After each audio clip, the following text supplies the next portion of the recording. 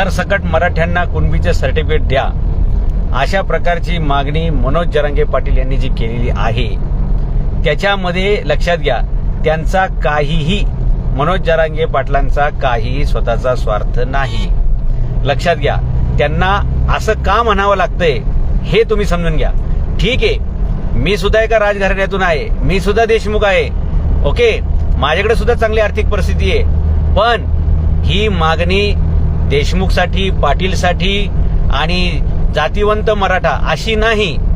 ही मागणी गरजवंत मराठ्यांची गरज काय याच्यासाठीची, आणि हे आपण नीट समजून घ्या बरं का. जे लोक असं म्हणतायत ना की मी कुणबीचं सर्टिफिकेट घेणार नाही, मला कुणबीच्या सर्टिफिकेटची गरज नाही, अहो हे तुम्ही सांगायची गरज नाही साहेब. कारण तुमच्याकडे तुम्ही एवढा पैसा जनतेतून किंवा सत्तेतून उभा केलेला आहे, त्याचा उपभोग घेतलाय की तुमच्या 50 पिढ्या जरी पुढच्या झोपून खाल्ल्या तरी तुमचं काही संपत्ती हटणार नाही. त्यामुळे तुम्हाला सर्टिफिकेटची गरज नाही आणि तुम्ही सांगायची गरज नाही आणि तुम्ही काही घेणार नाही. हे काही म्हणजे काळ्या दगडावरची रेगच आहे, काय प्रॉब्लेम नाही. विषय असा आहे की सरसकट मराठ्यांना कुणबी सर्टिफिकेट द्या असं मराठवाड्यात आंदोलन करणाऱ्या, मराठवाड्यातून हे आंदोलनाची ठिणगी पेटली त्या ठिकाणी काय परिस्थिती आहे हे पहिलं समजून घ्या. विदर्भामध्ये कुणबीचे सर्टिफिकेट मिळतात, कोकणमध्ये कुणबीचे सर्टिफिकेट आहेत, पश्चिम महाराष्ट्रातील बरेच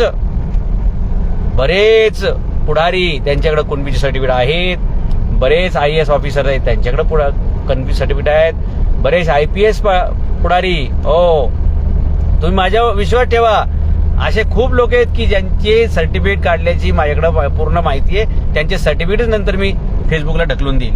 ओके, तर ही मागणी करण्याची वेळ का आली तर आपले विदर्भ असेल, पश्चिम महाराष्ट्र असेल, कोकण असेल, अशा सगळ्या ठिकाणी कुणबीच्या नोंदी सापडतात, मराठवाड्यामध्ये का सापडत नाहीत असा जो प्रश्न लोक उभा करतायत ना, त्याला त्यांनी थोडासा इतिहास अभ्यास करावा.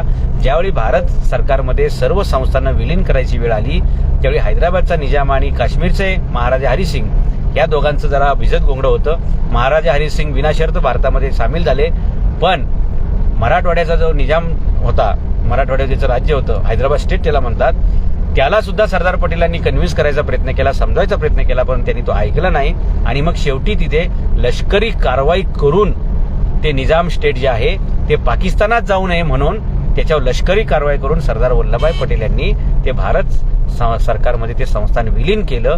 आणि याचा राग म्हणून, लक्षात घ्या, याचा राग म्हणून हैदराबादच्या निजामाने तिथली सगळी सरकारी कागदपत्र जाळली. त्यातला सगळ्यात मोठा झटका हा मराठा समाजाला बसला आणि ज्या कुणबीच्या नोंदीची सर्टिफिकेट होती बऱ्यापैकी सरकारी दप्तरी, ती त्यांनी जाळून टाकल्यामुळे मराठवाड्यामध्ये मराठ्यांना या सर्टिफिकेटचा किंवा पुराव्याचा थोडासा जो शॉर्टेज पडती ती अडचण आहे. आणि म्हणून जर म्हणजे निजामाच्या त्याला रजाकार पण म्हणतात की म्हणजे तो अन्याय शासन कालच होता, तो या निजामाने सरकारी कागदपत्र जाळली, याचा फटका सर्वसामान्य मराठ्यांना का बसावा, तो बसू नये या भावनेमुळे जरांगे पाटलांनी सरसकट मराठ्यांना कुणबीचं प्रमाणपत्र द्या असं म्हटलेलं आहे.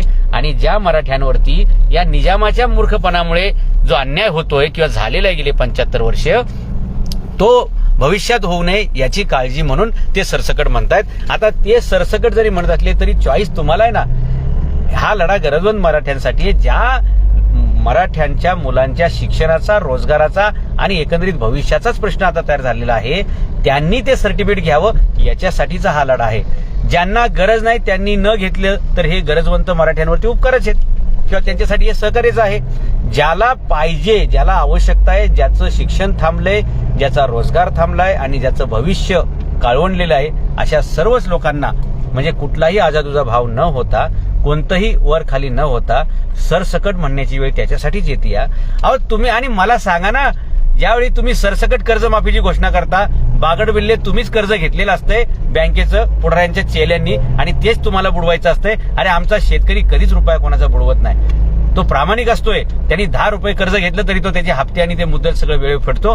तुम्हीच बागडबिल्ल्यांनो त्या शेतकऱ्याच्या नावावरती गुपचूप कर्ज घेता, त्या शेतकऱ्याला पण माहीत नसतं, ते कर्ज घेता, त्याचा चुकीचा वापर करता आणि शेवटी ते पैसे भरायची वेळ आली की मग तुम्ही मागणी करता की सरसकट सर्व शेतकऱ्यांचं कर्ज माफ झालं पाहिजे. अरे त्याच्यामध्ये 10% सुद्धा शेतकरी लाभार्थी नसतात, 90-95% तुम्ही सगळे पुढारी, त्यांचे कार्यकर्तेच त्याच्यामध्ये लाभार्थी असतात.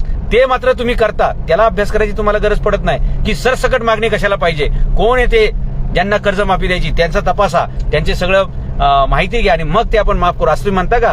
तर तुमच्या कार्यकर्त्यांसाठी मात्र तुम्ही त्या कार्यकर्त्यांना जे पोचता, ते कार्यकर्ते जे काही भ्रष्टाचार करतात, लोकांचे पैसे खातात आणि ते खाल्लेले पैसे बुडवायची वेळ येते त्यावेळी तुम्ही शेतकऱ्याच्या नावाने पत्रकार परिषद घेता आणि सर्व शेतकऱ्यांना सरसकट कर्जमाफी झाली पाहिजे असं तुम्ही सांगता आणि दुसऱ्या दिवशी लगेच मंत्रिमंडळाच्या बैठकीत बुधवारी निर्णय घेता आणि सरसकट कर्जमाफी झाल्याचे 2-3 प्रकरणं झाली की नाही महाराष्ट्रामध्ये.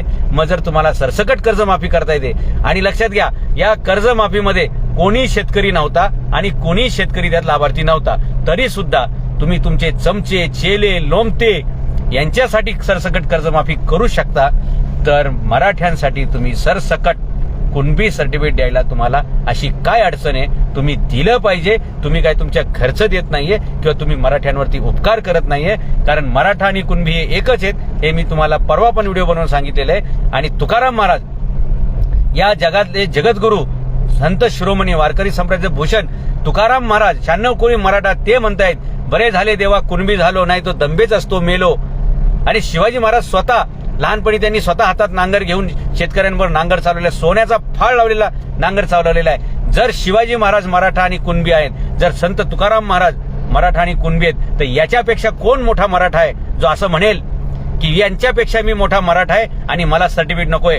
तुम्ही जर संत तुकाराम महाराज आणि जर शिवाजी महाराजांपेक्षा मोठे असताल तर मग तुम्हाला चंद्रावर जाऊन मंगळावरनच तुम्हाला नमस्कार करावे अशी ही भयानक परिस्थिती आहे. तुम्हाला नको असेल, ज्याला नको असेल त्यांनी घेऊ नका, परंतु सरसकट मराठ्यांना हे मिळालं पाहिजे. ही मागणी रास्त आहे. ज्याला गरज पाहिजे, ज्याला गरज आहे त्या गरजवंतांनी हे सर्टिफिकेट जरूर घ्यायचंय. सरकारने सर्वांसाठी काउंटर लावायचं आहे, परंतु कोणी घ्यायचं आणि कोणी नाही घ्यायचं हे ज्यांनी त्यांनी ठरवलं पाहिजे, ठरवायचं आहे. आणि ज्या राजकीय लोकांना असं वाटतं की आम्ही 96 कोळी मराठी आहोत, आम्ही कुणबी नाही, तर लक्षात घ्या, मग तुम्ही एक काम करा, तुम्ही या गरजवंत मराठ्यांना, ह्या कुणब्यांच्या लेकरांना मदत म्हणून तुमच्या शैक्षणिक संस्थांमध्ये असं जाहीर करा की जे मराठी आहेत त्यांनाच फक्त फी लावू आणि ज्यांच्याकडे कुणबी सर्टिफिकेट असतील तर त्यांच्याकडून मात्र आम्ही रुपये फी घेणार नाही. कुणब्याची सर्टिफिकेट ज्यांच्याकडे असेल त्यांना तुम्ही विनामूल्य शिक्षण द्या. कारण आता तुम्ही मराठी आहात, तुम्ही म्हणताय आम्ही कुणबी नाही, आम्ही सर्टिफिकेट घेत नाही, म्हणजे तुम्ही राजे महाराजे शिवाजी महाराजांपेक्षा मोठे, तुकाराम महाराजांपेक्षा उदार दानशूर तुम्ही असणार आहात. तर हे तुम्ही आता सिद्ध करा आणि तुमच्या शैक्षणिक संस्थांमध्ये या सर्व कुणब्यांच्या, या गोरगरिबांच्या, या शेतकऱ्यांच्या मुलांना तुम्ही निःशुल्क शिक्षण द्या. आणि मला वाटतं चळवळीमध्ये सहभाग घेण्याची हीच एक तुम्हाला संधी आहे किंवा हे प्रायश्चित्त समजा आणि या दिशेने तुम्ही पुढे चला. जय हिंद, जय महाराष्ट्र. प्लीज चॅनलला सबस्क्राईब करा, लाईक करा, शेअर करा आणि आपण पुन्हा भेटूयात पुढच्या न्यूजमध्ये. धन्यवाद. जय महाराष्ट्र.